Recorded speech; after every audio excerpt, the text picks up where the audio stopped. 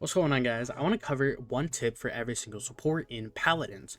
Now, for all the people who are either getting into support, getting into Paladins, coming from other games, etc., or just learning support, having played Paladins for a long time, this will be a helpful guide.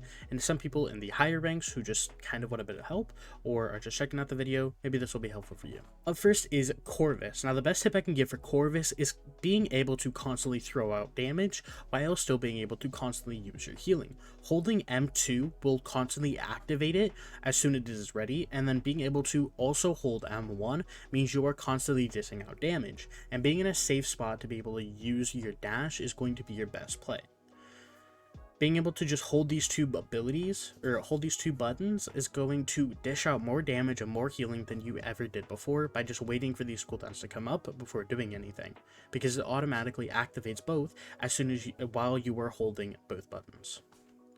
Furia is a very similar case on Corvus, where you need to be constantly holding M2 and M1 if you're on controller, whatever your primary fire and your secondary fire would be, being Cherish. You need to be holding these out, so you are constantly dishing out damage while also being able to use your Cherish on CD. It's a very similar tip, but a lot of people don't realize how much damage a support could actually be doing while still being able to dish out the exact same amount of healing as before. Grohk, you really need to be spreading out your totems. Using them in one spot really doesn't up your healing that much. Spreading these out between different teammates is going to be able to keep multiple people alive at the same time, whilst still getting the maximum amount of healing out as you possibly can. So many people stack these totems thinking they're just like upping their healing by 2 or 3 times if you're using totemic wards, but usually you want to be spreading these out, keeping multiple people alive, making it a lot harder for people to dive your teammates, and you'll overall become a better Grohk. Next is Grover. Now I actually have 2 tips for Grover because I just recently learned one. I don't know why I said that so weird. One is Vine Tech.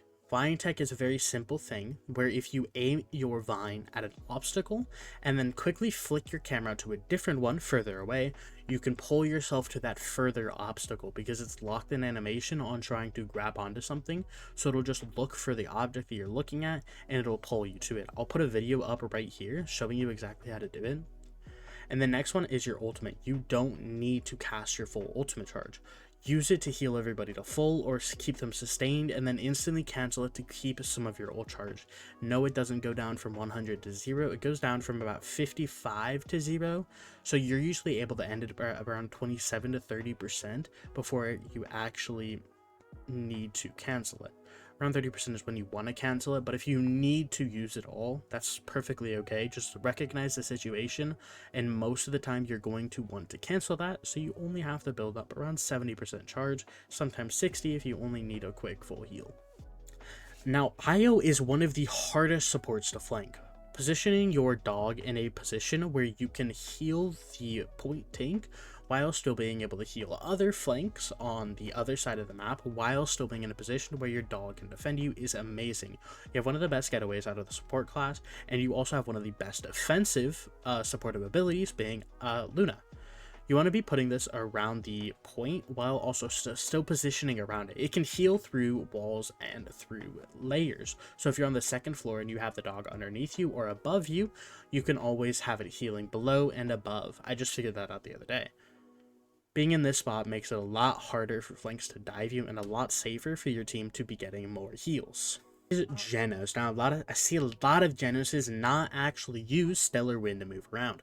Be using Stellar Wind every single time you are moving around unless it's an unsafe place. It can get you killed, so you want to recognize when you can or cannot, but if you're going back to a fight after disengaging, put up Stellar Wind to get there quicker, or if you're just moving up the payload, have it active, and when you don't need or when you need to do something else such as shooting or healing, then put it down, do those, and then go back into Stellar Wind to move around a lot easier. Next is Void Grip. The best Genoses out there will always hold their Void Grip until the right time when the other team messes up.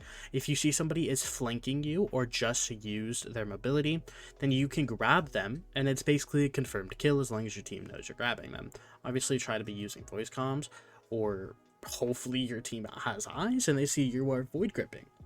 Or another time is not void gripping people who are very mobile.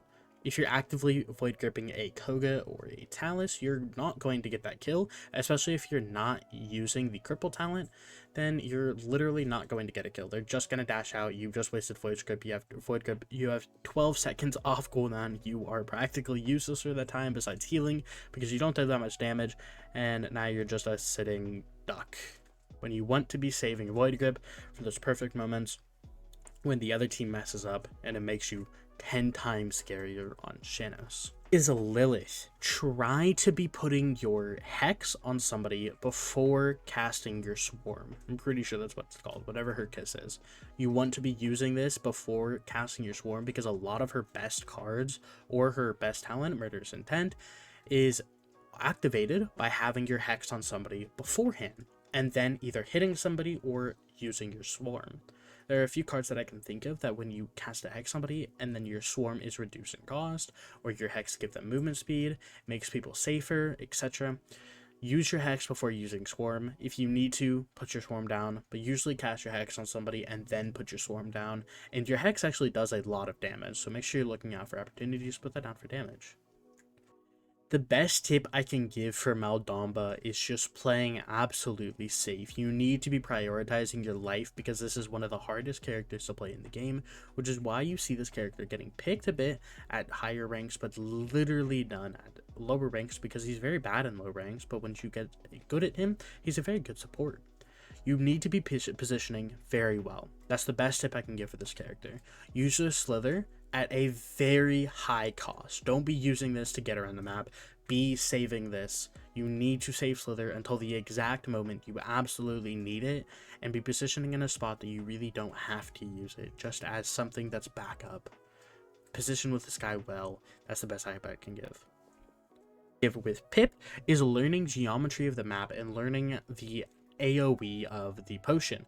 A lot of people don't actually know the AoE of the potion, and they're actively just throwing the potion. They're missing, or they're not hitting more people, or they're throwing it on a wall, but it actually couldn't go through it. It can go through walls, and it can hit a lot of people, especially when using Mega Potion. Learn more of the size and AoE of the potion because you can actually hit a lot of people with this. You can actively hit up to 4 people with this, especially when we are grouped up as a team.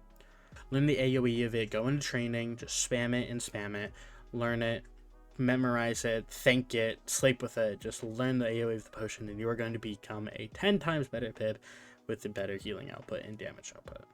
Next is Ray. I see a lot of people just linking to somebody that they want to pocket almost like you're a Mercy. You're not. Link with Ray on the people who need ult charge and who needs healing. Now usually you don't want to worry about healing with the link, but most of the time you want to be worrying about ult charge. If you see you have a Fernando on your team, kind of position closer to him and just link him the whole time. Especially if you're running focus, but if you're not running focus, then you want to just be constantly linking to him and spamming your chain heals on him when you can if you don't need it for other things, because that also gives you ult charge if you're running the talent or card. But be linking people more for ult charge than you are healing, because it actually doesn't heal that much. A lot of your healing comes from chain heal because it's a massive burst heal. So be linking to people for ult charge and not as much healing.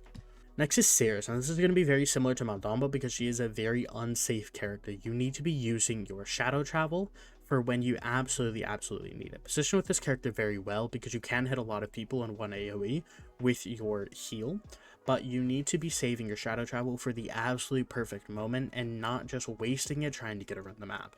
Ying needs spots for her clones to be very useful. Put them down in areas you would put an IO dog, Luna, or if you're playing more of a defensive barrack hiding your turrets, then you want to place it just like those. You want to be placing in spots where the enemy team is going to have trouble hitting them, while still being able to dish out healing with them. Now, obviously, most of your healing is coming from life exchange, but you still get a lot of healing, especially in the early game with her clones. So, learn the spots on positioning of that, and there you go. That is one tip for every support in Paladins. I hope you guys found this useful. If you didn't find it useful, drop a dislike. If you guys liked the video, drop a like. And if you love the content and you want to see more content going forward from me, hit the sub button and I'll make sure to get it to you guys. Hope you guys have a wonderful day and peace out.